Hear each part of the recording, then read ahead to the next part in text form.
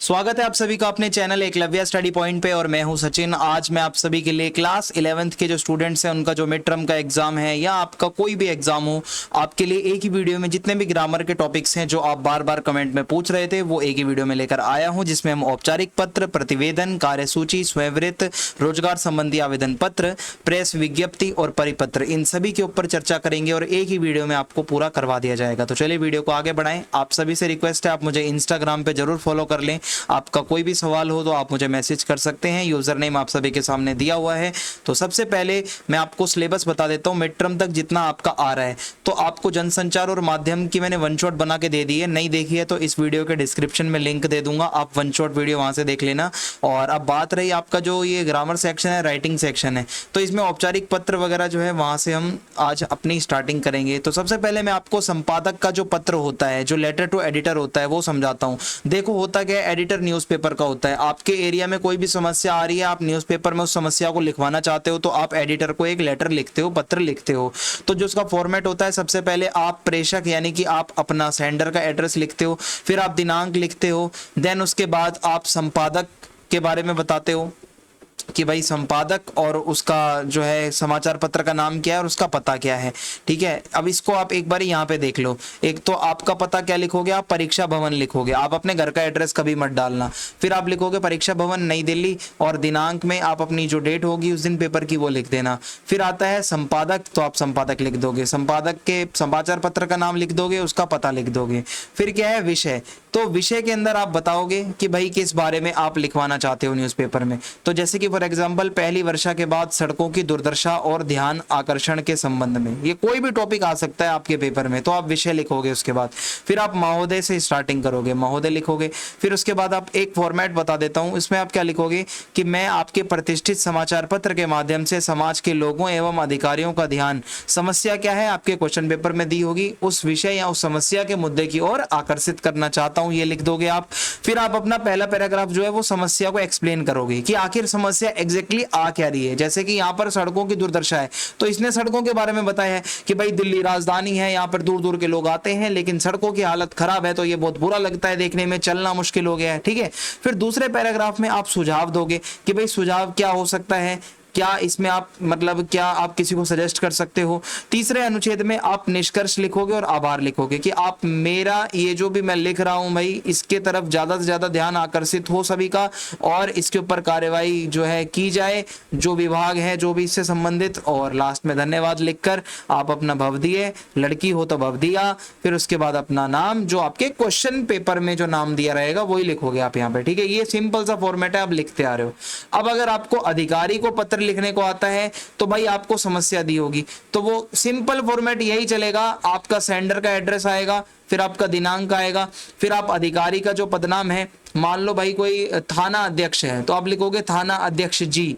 ठीक है, पुलिस थाना, ये एग्जाम्पल के लिए बता रहा हूँ। फिर शहर का नाम जो भी मतलब दिल्ली या साकेत, जो भी आपको लिखना हो।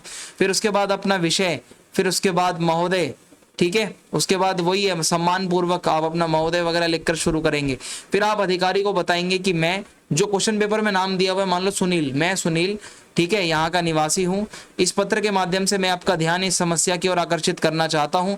जो भी समस्या है विस्तार से उसको बताना। उदाहरण के लिए देखो, फॉर एग्जांपल कि हमारे क्षेत्र के पार्क में लंबे समय से सफाई व्यवस्था बिगड़ी हुई है, तो मान लो अगर आप एमसीडी अधिकारी को पत्र लिख रहे हो तो आप अपना पार्क की सफाई वाली प्रॉब्लम एक्सप्लेन करोगे पहले। ठीक है, विस्तार से एकदम बताओगे अच्छे से।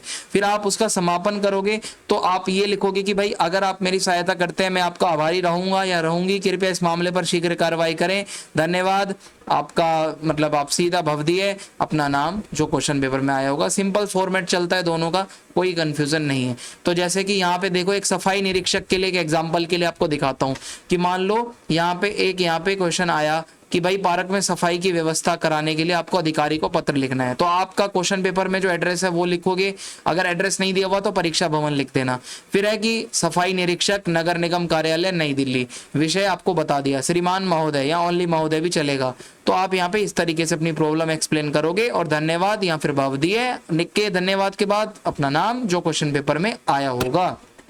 अब है रोजगार के लिए अगर आवेदन का पत्र आता है, मान लो जॉब लेटर जिसको हम कहते हैं, जॉब एप्लीकेशन जिसको हम कहते हैं, तो आप कैसे लिखोगे। तो भाई आपको सबसे पहले अपना पता लिखना है। अगर मैं आपको बार बार बता रहा हूँ क्वेश्चन पेपर में पता नहीं लिखा तो परीक्षा भवन लिख देना, दिनांक लिखना है।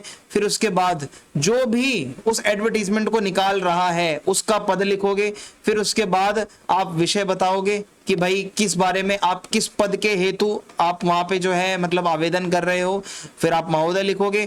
फिर आप लिखोगे दैनिक जागरण या फिर कोई भी अखबार का नाम, दिनांक, एक डेट बता देना। इसमें आपका प्रकाशित विज्ञापन जो हुआ था उससे ज्ञात हुआ कि मतलब आपके जो है इस कार्यालय में ये जो है लिपिक के कुछ पद रिक्त हैं। फॉर एग्जांपल मैं आपको बता रहा हूं, तो मैं स्वयं को इस पद के लिए, तो यहाँ पे आप ये फॉर्मेट लिख दोगे कि मैं आपको आश्वस्त करता हूं या करती हूं कि यदि आप मुझे अवसर देंगे। तो ये लाइन तो कॉमन है, आप कहीं भी लगा सकते हो, ठीक है। फिर भवदीय, अपना नाम।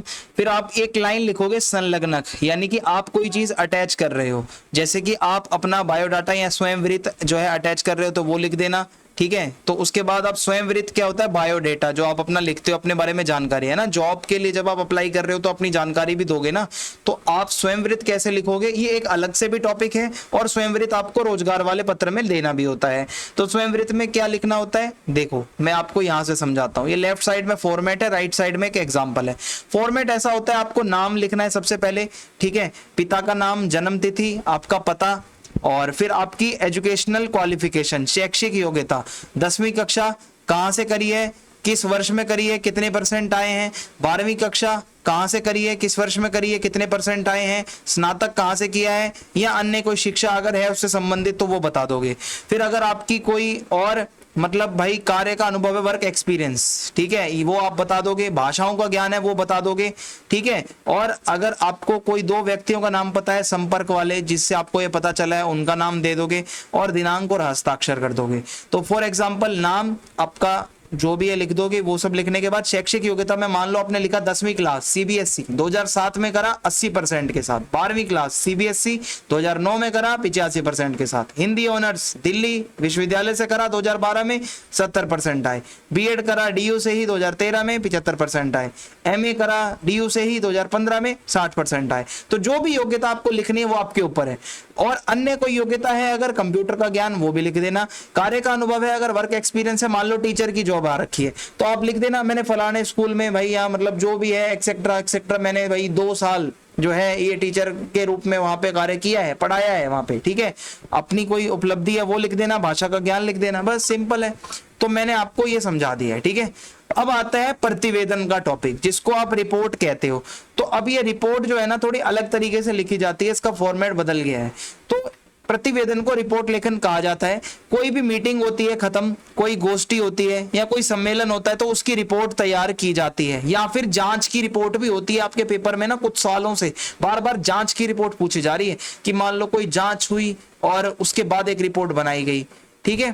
तो देखो जैसे कि यहाँ पे क्या हुआ कि भाई दिल्ली में स्वच्छता अभियान चलाने से पहले एक समिति का गठन किया गया और समिति द्वारा प्रतिवेदन को लिखिए। तो भाई इसमें क्या है, आपको एक रिपोर्ट लिखनी है कि भाई क्या क्या इसमें हुआ और क्या है। देखो सबसे पहले मैं आपको समझाता हूं कि दिल्ली में स्वच्छता अभियान चलाने और हमारी दिल्ली स्वच्छ दिल्ली के नोट को सार्थक बनाने के लिए समिति एक बनाई गई जिसमें ये सदस्य हैं। सदस्यों का नाम लिख देना कुछ भी अपने मन से बनाकर। और इसमें क्या है कि हमारी दिल्ली का एक ऐतिहासिक और प्राचीन महत्व है, इसकी स्वच्छता का ध्यान रखना अनिवार्य है, अतः हमें निम्न प्रयास करने चाहिए। तो ये रिपोर्ट एक बनाई जा रही है कि भाई आपको दिल्ली में साफ सफाई अभियान चलाना है तो उसके लिए आपको क्या क्या करना चाहिए, वो आप एक रिपोर्ट की तरह बना रहे हो कि भाई सड़कों की चौड़ाई जहां भी संभव है बड़ी होनी चाहिए, नालियों को गहरा और पक्का किया जाना चाहिए, धार्मिक स्थलों पर चढ़ाई गई फूल मालाओं पत्तों छिलकों आदि को इधर उधर ना फेंकें, ठीक है। और सड़कों के किनारे कुछ कुछ दूरी पर कूड़ेदानों का प्रबंध किया जाना चाहिए। मीन्स जो भी उस से रिलेवेंट आप लिख सकते हो कि ये चीजें जांच के बाद पता चली कि हो सकती हैं कि आप ये चीजें होनी चाहिए, तो वो आप इसमें लिख दोगे। और उसके बाद लास्ट में दिनांक लिखकर और जो भी सदस्य थे उनका नाम यानी कि जो भी दिया हुआ है और नीचे उनका हस्ताक्षर वाला कॉलम इस तरीके से बना देना। तो ये आपका रिपोर्ट का फॉर्मेट हो जाएगा, ठीक है, जो कि मैंने आपको समझाया, ठीक है, कि रिपोर्ट आप इस तरीके से लिख सकते हो।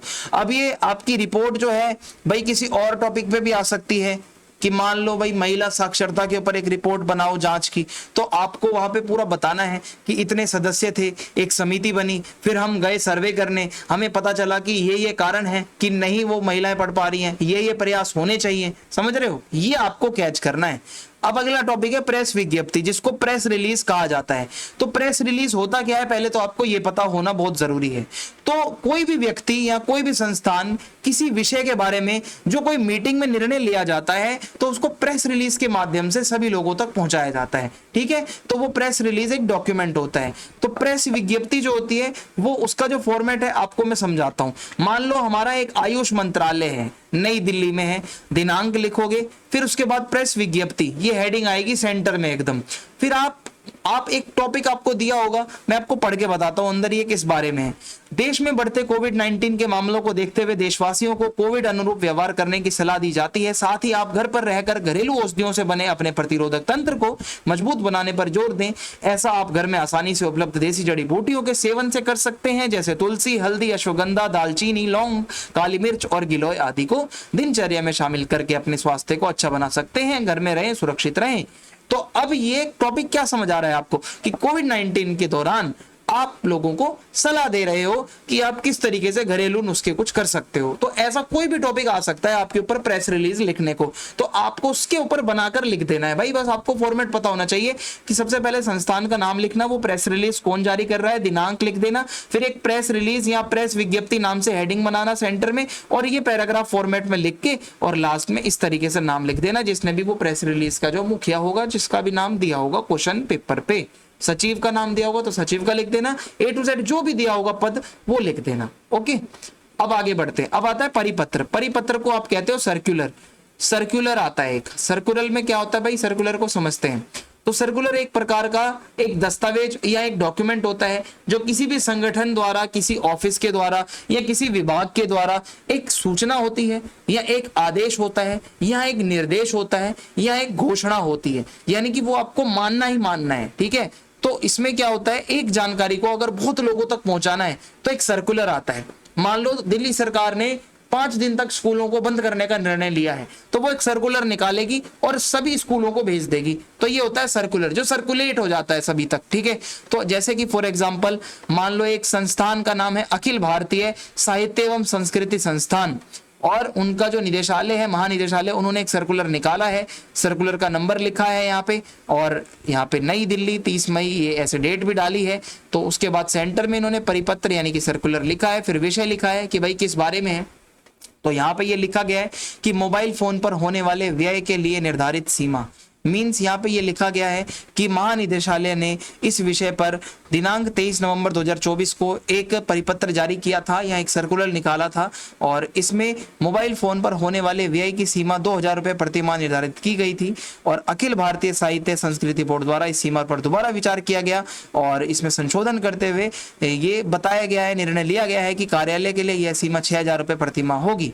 यानी कि कोई भी सर्कुलर आ सकता है लिखने को आपको कि भाई दिल्ली सरकार ने निर्णय लिया था कि 5 दिन के लिए स्कूल बंद किया जाएगा, अब दोबारा संशोधन करके उसको 10 दिन के लिए बंद किया जा रहा है। तो विषय आपको क्लियरली दिया होगा, आपको विषय लिख के उसी से संबंधित इस फॉर्मेट में लिख देना है, ठीक है। फॉर्मेट आपको पता होना बहुत जरूरी है, कोई इसमें टफ कुछ भी नहीं है। बस एक संस्थान का नाम लिखना है, डेट लिखनी है और आपका सेंटर में परिपत्र लिखना है, पैराग्राफ के फॉर्मेट में लिख देना कि आपसे क्या विषय आया है उसी से रिलेटेड लिख देना। ओके, आगे बढ़ते हैं। एक आपको एग्जांपल और दिखा देता हूं सर्कुलर का।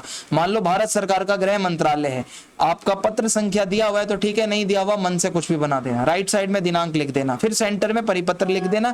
विषय ये है कि देश में अस्थिरता के माहौल से संबंधित, तो आप एक पैराग्राफ छोटू सा यहाँ पे बना दोगे कि भाई कुछ असामाजिक संगठन जो है वो देश के अंदर अस्थिरता पैदा करना चाहते हैं और शत्रु देश उन्हें प्रोत्साहित कर रहे हैं, तो सरकार ने इन असामाजिक संगठनों को पूरी तरीके से नियंत्रित करने का निर्णय लिया है और राज्य सरकारों को भी इसके लिए कड़े कदम उठाने के लिए जो है हम कह रहे हैं। तो ये सर्कुलर सभी राज्यों को चला जाएगा फिर, ठीक है। समझ आ गया होगा आपको मैं क्या कहना चाह रहा हूं। अब आता है कार्यसूची। कार्यसूची का देखो मैं आपको फॉर्मेट बताता जा रहा हूं, आप इस फॉर्मेट में लिख के आना और बाकी लिखना तो देखो आपको है। मैं आपको फॉर्मेट समझा सकता हूं, वो चीज समझा सकता हूं कि वो होता क्या है। कार्यसूची का मतलब क्या होता है, इसे समझते हैं। तो कार्यसूची को कहते हैं टू डू लिस्ट। कोई भी मीटिंग को आप मान लो कोई कार्यक्रम को आयोजित करने से पहले एक मीटिंग होगी, उसमें वो टू डू लिस्ट बनाई जाएगी, या फिर वो मीटिंग से पहले जो चर्चा होनी है उसके बारे में क्या क्या चर्चा किन किन टॉपिक्स पे करनी है, उद्देश्य क्या होना चाहिए वो लिखोगे। तो होता क्या है, मान लो फॉर एग्जांपल राजकीय प्रतिभा विकास विद्यालय दिल्ली की एक सांस्कृतिक समिति की बैठक के लिए एक कार्यसूची बनाओ। मींस कल्चरल कोई समिति है, उसको एक बैठक करनी है और एक टू डू लिस्ट बनानी है, कार्यसूची बनानी है। तो होगा क्या, सबसे पहले आप ये फॉर्मेट फॉलो करोगे कि बैठक की तिथि क्या है, मीटिंग कब होनी है, फिर बैठक का समय क्या है, फिर बैठक कहाँ होगी, फिर कार्यसूची लिखोगे आप, टू डू लिस्ट की क्या क्या होने के लिए आप वहां मीटिंग में क्या क्या होगा। सबसे पहले समिति के सदस्यों का स्वागत होगा, फिर तिथि और समय पर विचार होगा, फिर कार्यक्रम में जो जो कार्यक्रम होंगे उस पर विचार होगा, फिर कार्यक्रम में जो भी अतिथि आने वाले हैं उनके लिए जल पान पानी वगैरह की व्यवस्था के ऊपर डिस्कस होगा, फिर कितना पैसा लगना है उस पर डिस्कस होगा, फिर जो है जो अध्यक्ष होगा वो उसके बारे में मुद्दों पर विचार रखेगा, फिर हस्ताक्षर होंगे लास्ट में। मींस हर मीटिंग के लिए एक सचिव होता है जो एक टू डू लिस्ट बनाता है मीटिंग के अंदर क्या क्या बातें होंगी, ठीक है, और वो इस तरीके से इस फॉर्मेट में बनाई जाती है। कितना सिंपल है यार कि बैठक की तिथि समय और स्थान लिख देना, कार्यसूची में क्या क्या 5-6 पॉइंट कॉमन होते हैं, सदस्यों का स्वागत, तिथि समय पर विचार, कार्यक्रम पर विचार, ये सब आपको विषय में दिया होगा कि भाई किसके बारे में आपको पूछ रहा है। फिर आता है आपका कार्यवृत्त। अब कार्यवृत्त जो होता है, मान लो कोई मीटिंग खत्म हो चुकी है, ये क्या है, जब किसी बैठक की कार्रवाई खत्म हो जाती है तब उस मीटिंग का जो सचिव है वो एक पूरा फॉर्मेट बनाता है मीटिंग का और वो कार्यवृत्त कहलाता है। उसमें मेन मेन बातें लिखी जाती हैं कि जो मीटिंग हुई, जो निर्णय लिए गए, वो मेन मेन बातें उसके अंदर मेंशन होंगी। जैसे कि फॉर एग्जांपल कल दिनांक 18 मई को प्रातः 9 बजे residents welfare association Ashok Vihar नई दिल्ली की कम्युनिटी हॉल में एक बैठक आयोजित हुई। तो आप इसमें सदस्यों का नाम लिख देना, कौन कौन आए थे, फिर आप लिखना कि उस मीटिंग में क्या हुआ था। अपने मनगढ़ंत बनाना है, इसमें कुछ भी, इसमें कोई इतना ज्यादा टफ नहीं है। सबसे पहले सचिव ने बैठक प्रारंभ करने से पहले सभी सदस्यों का स्वागत किया, उसके बाद बैठक शुरू हुई। सभी सदस्यों ने योग शिविर और रक्तदान शिविर लगाने का निर्णय लिया जिसका उद्देश्य लोगों के स्वास्थ्य पर ध्यान देना था। और इस तरीके से आप बताओगे और फिर आप ये भी बताओगे शिविर कब लगेगा, रक्तदान वाला कब लगेगा, योग वाला शिविर कब लगेगा, और सभी का फिर आभार प्रकट किया और लास्ट में हस्ताक्षर और साइन कर दो, मतलब अपना बस खत्म। ये आपका फॉर्मेट होता है कार्यवृत्त का। और आपको सिंपल समझना है तो बैठक का विषय क्या था वो आप थोड़ा समझाना, कौन उसको ऑर्गेनाइज कर रहा था मीटिंग को, तिथि क्या थी, समय क्या थी, स्थान क्या था, इसको एक लाइन में लिख देना। और उसके बाद उपस्थित सदस्य कौन से थे अपने मन से बना देना। और फिर बैठक की कार्यवाही क्या क्या हुई थी, स्वागत हुआ सबसे पहले, फिर चर्चा हुआ, फिर क्या निर्णय लिया गया और फिर लास्ट में आभार प्रकट किया। तो यही पैराग्राफ में आप लिख देना, तो ये आपका फॉर्मेट हो जाएगा कार्यवृत्त का। ठीक है, तो बहुत ही ज्यादा सिंपल है, आप आराम से कर दोगे। आपको बेस्ट ऑफ लक, पेपर अच्छे से देके आना, फॉर्मेट समझा दिए हैं। वीडियो को आप लाइक करें और अपना फीडबैक लिखें, वीडियो को शेयर करें। जय हिंद, जय भारत।